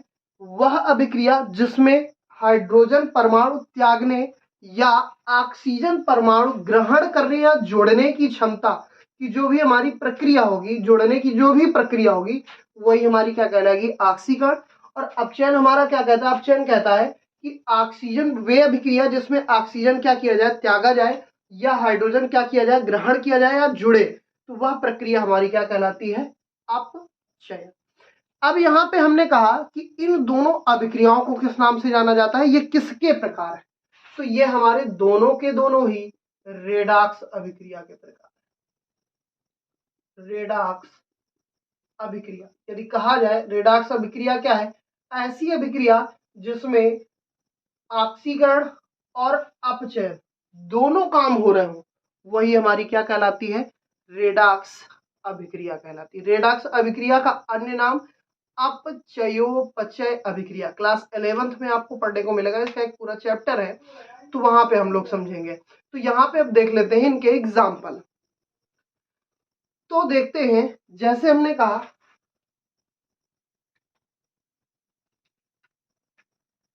CuO, ये हमारा क्या है? Copper oxide. यदि ये हाइड्रोजन इसमें क्या करें? ऐड हो, हाइड्रोजन क्या होगा? जुड़ेगा। तो यहाँ पे हमने कह दिया कि अब देखो दोनों काम यहाँ पे होंगे, मैं इसीलिए दोनों का एक ही एग्जाम्पल दे रहा हूँ, क्योंकि अब स्पीड में हम लोग काम खत्म करने वाले हैं। 160 है तो उसी के हिसाब से हम लोग काम करें। यहाँ पे हम लोग क्या देखेंगे? Cu, भाई ऑक्सीजन यहाँ से क्या होगा? हटेगा। भाई ऑक्सीजन का हटना, और ऑक्सीजन यदि इधर हमारा जुड़ रहा है तो ये हमारा जुड़ गया भाई। अब देखो यदि मैंने कह दिया कि भाई ऑक्सीजन का हटना यानी ऑक्सीजन का त्याग, ये ऑक्सीजन यहाँ पे क्या हो रहा है? त्याग रहा है, तो ये हमारा क्या है? अपचयन। ये हमारी कौन सी अभिक्रिया है? अपचयन। और यहाँ पर ऑक्सीजन क्या हो रहा है? जुड़ रहा है, तो ये हमारा क्या है? उपचयन, या फिर कह सकते हो ऑक्सीकरण। तो ऐसी अभिक्रिया जिसमें ऑक्सीजन जुड़े और हाइड्रोजन क्या हो? बाहर निकले, वह अभिक्रिया हमारी क्या कहलाती है? ऑक्सीकरण अभिक्रिया। या फिर कह सकते हो ऐसी अभिक्रिया जिसमें ऑक्सीजन क्या हो? बाहर निकले और हाइड्रोजन क्या हो? जुड़े, वो हमारी क्या कहलाती है? अपचयन अभिक्रिया। इन दोनों का मिक्सचर क्या होगा? रिडॉक्स अभिक्रिया। रिडॉक्स अभिक्रिया वह अभिक्रिया जिसमें ऑक्सीकरण और अपचयन दोनों हो रहे हो। सिंपल सी बात, हमने एग्जांपल भी दे दिया। CuO plus H2, Cu plus H2O, यानी कि यहाँ पे CuO था और जब हमारा बना तो Cu भर बचा, यानी यहाँ से ऑक्सीजन क्या हो रहा है? निकल रहा है। ऑक्सीजन का त्यागना क्या है? अपचयन। तो यहाँ पे क्या हो रहा है? अपचयन हो रहा है। और यहाँ पर हमने कह दिया कि जहां पर ऑक्सीजन जुड़े, ऑक्सीजन क्या हो? जुड़े, तो वहां पे क्या होगा? उपचयन होगा। तो सिंपल से फंडे से हम लोगों ने समझ लिया कि ऑक्सीकरण और अपचयन क्या है। अब बढ़ते हैं नेक्स्ट टॉपिक में। तो हमारा अगला टॉपिक बनने वाला है संक्षारण, यानी हम लोग वहां पे देखेंगे संक्षारण क्या है और कैसे होता है। तो हमने अपनी भाई अगला टॉपिक निकाल लिया, संक्षारण।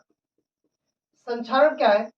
जब कोई धातु, जब कोई धातु रियल में देखा जाए तो संक्षारण क्या है? रासायनिक प्रक्रिया है। यहां पर क्या होता है? जब कोई धातु वायु अथवा नमी दोनों की उपस्थिति में होती है तो उस पर ऑक्साइड की परत चढ़ जाती है। रियल में होता क्या है कि जब कोई धातु वायु बोले तो एयर, और बोले तो आर्द्रता, नमी बोल सकते हो उसे, आर्द्रता की उपस्थिति में यदि रखी जाती है तो वहां पे क्या होता है? ऑक्साइड की उस धातु पर परत चढ़ जाती है, जिसे हम लोग क्या कहते हैं? संक्षारण कहते हैं। इसी से हमारा एक क्वेश्चन बनता है, मैग्नीशियम रिबन को जलाने से पूर्व साफ कर लेना चाहिए, क्यों? तो काम क्या होता है? क्योंकि उसमें ऑक्साइड की परत चढ़ जाती है। अब उसे यदि हम साफ करेंगे तो ऑक्साइड हट जाएगी, तो मैग्नीशियम रिबन को हम आसानी से जला सकते हैं। यदि ऑक्साइड की परत हुई तो क्या होगा? तो वो क्या करेगी भाई? टूट के दूर दूर गिरेगी, जैसे फुलझड़ी हमारी गिरती है वैसे टूट के हमारी बाहर गिरेगी, तो उसमें हमें खतरा हो सकता है, आग लगने का भी खतरा हो। तो इसलिए हम लोग मैग्नीशियम रिबन को क्या कर देते हैं? पहले साफ करते हैं, फिर उसके बाद हम लोग क्या करते हैं? जलाते हैं। यहाँ पे हम लोगों ने अपना क्या बनाया भाई, संक्षारण है क्या? संक्षारण एक रासायनिक प्रक्रिया है जिसमें कोई धातु वायु अथवा नमी, वायु के साथ साथ नमी भी होनी जरूरी है, वायु या नमी दोनों की उपस्थिति में होती है तो उस पर ऑक्साइड की परत चढ़ जाती है, वही हमारा क्या कहलाता है, संक्षारण। जैसे लोहे पर जंग लगना। अब देखो लोहे पर जंग लगने का उदाहरण मैं दे रहा हूं, जैसे यहाँ पे हो गया Fe लोहा, इसकी अभिक्रिया भाई मैंने कहा हवा, हवा में हमें क्या मिलेगी, ऑक्सीजन, तो हमें क्या मिलेगी, ऑक्सीजन। ऑक्सीजन के साथ साथ नमी भी होना जरूरी है, यानी हमारा क्या होगा, H2। अब ये आपस में अभिक्रिया करेगा तो भाई ऑक्साइड की परत चढ़ाएगा, तो यहाँ पे क्या बनेगा, Fe2O3, क्या बन जाएगा, Fe2O3, और इनटू में NH2O, भाई कुछ अणु जो होंगे वो H2O के भी होंगे। तो यहाँ पे हमने कहा ठीक है भाई हमें कोई दिक्कत नहीं है, अब इसे बैलेंस ही तुम बराबर करना चाहते हो तो Fe यहाँ पे 2 है, यहाँ पे बैलेंस ही 2 लगाई, यहाँ पे हमने कितना लिख लिया, 2। इसके बाद यहाँ पे हमारा O कितना हो गया भाई, 3 दूनाई 6, तो यहाँ पे हमने कितना लगा दिया, 3। अब H2O हमारा कितना हो गया, 2N, तो यहाँ पे हमने क्या लगा दिया, 2N। आसानी से हम लोगों ने कर लिया।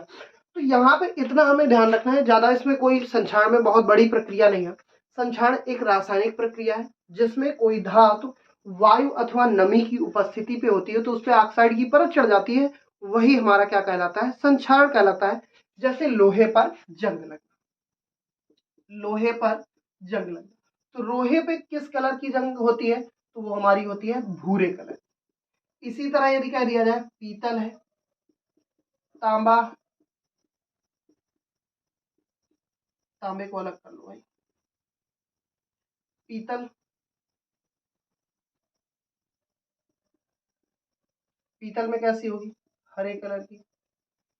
सोने पे कैसी होगी, चांदी पे कैसी होगी। तो ये इनके कलर आपको ध्यान में रखने पड़ेंगे, तो ये चीजें हमें आसानी से मिल जाएंगी, इसमें कोई टेंशन वाली बात नहीं है। जब हम क्वेश्चन कराएंगे तो वहां पे आपको बड़ी इंटरेस्टिंग तरीके से आपको पता चलेगा। तो ये चीज हमारी हो गई संक्षारण। अब हमारा लास्ट टॉपिक बढ़ता है विकृत गंधिता। रियल में है क्या विकृत गंधिता, पहले इसे समझ लिया जाए, फिर तो हमारा कोई टॉपिक बचेगा नहीं, फिर हमारा चैप्टर खत्म हो जाएगा और यहाँ से 160 खत्म करेंगे, फिर आपकी 160 नई अगली फिर से आएगी। तो विकृत गंधिता है क्या, इसे पहले ध्यान से समझते हैं। तो विकृत गंधिता, यहाँ पे क्या बोला गया, यहाँ पे बताया गया जब वसायुक्त, वसायुक्त मतलब तैलीय भोजन जिसमें तेल की मात्रा अधिक हो, फैट ज्यादा हो, यानी जब वसायुक्त या तैलीय खाद्य सामग्री खाने वाला कोई भोजन हो और उसे लंबे समय तक क्या किया जाए, रख दिया जाए, तो उसका स्वाद और गंध दोनों ही क्या होते हैं, बदल जाते हैं, यानी परिवर्तित हो जाते हैं। तो ये जो प्रकृति हमारी होती है या इस प्रकार परिवर्तन की जो प्रक्रिया है, वो प्रक्रिया ही हमारी क्या कहलाती है, विकृत गंधिता कहलाती है। तो यहाँ पे हमारा सिंपल है, यानी हम जब कह सकते हैं जब कोई तैलीय युक्त या फिर वसा युक्त कोई खाद्य सामग्री जिसे लंबे समय तक रखा जाए, लंबे समय टाइम ज्यादा पीरियड हो जाए, लंबे समय तक रखा जाए, तो वहां पे क्या होगा, उसका गंध और स्वाद दोनों ही बदल जाएंगे, वही हमारी क्या कहलाती है, विकृत गंधिता। तभी तुमने देखा होगा जो टेढ़े मेढ़े या कुरकुरे चिप्स वगैरह होते हैं, इसको बचाने के लिए हम लोग क्या करते हैं, नाइट्रोजन गैस का प्रयोग करते हैं, वहां पे हमारा क्या होता है, नाइट्रोजन गैस आती है। यहाँ पे यदि जैसे अभी हम लोगों ने इसके पहले टॉपिक पढ़ा था संक्षारण, संक्षारण में काम क्या होता है, संक्षारण यदि इसके बचाव के उपयोग लिखने जाए तो भाई जैसे हमने कह दिया पेंट कर दो, ग्रीस लगा दो, पेंट हमारा हो गया, ग्रीस लगा दी, ठीक, या फिर इसमें कोई ऐसा तेलीय पदार्थ लगा दिया जाए जो जो हमारा क्या करे कि वायु और नमी दोनों को क्या करे, रोक दे, वायु और नमी दोनों को क्या करे, रोक दे, तो ऑक्साइड की परत चढ़ ही नहीं पाएगी, तो उसमें हमें कोई दिक्कत भी नहीं होगी। तो ये चीज आज हम यहीं पे खत्म करते हैं। पहला चैप्टर आपको कैसा लगा आप लोग कमेंट बॉक्स में जरूर बताएं, और जितने लोग जुड़े हैं सभी लोग चैनल को सब्सक्राइब करें, लाइक करें और अपने दोस्तों को भी शेयर करें, क्योंकि आज यहाँ पर क्लास 10 की हमारी 1 शॉट आया हुआ है, 11 12 सारी क्लासों के धीरे धीरे आपके अपडेट मिलते जाएंगे और धीरे धीरे आपको अन्य सब्जेक्ट का भी अपडेट आता जाएगा। तो आपको ये वीडियो कैसी लगी आप लोग कमेंट बॉक्स में जरूर बताएं, और जो लोग चैनल पे नए हैं चैनल को जरूर सब्सक्राइब करें और अपने दोस्तों को शेयर करें।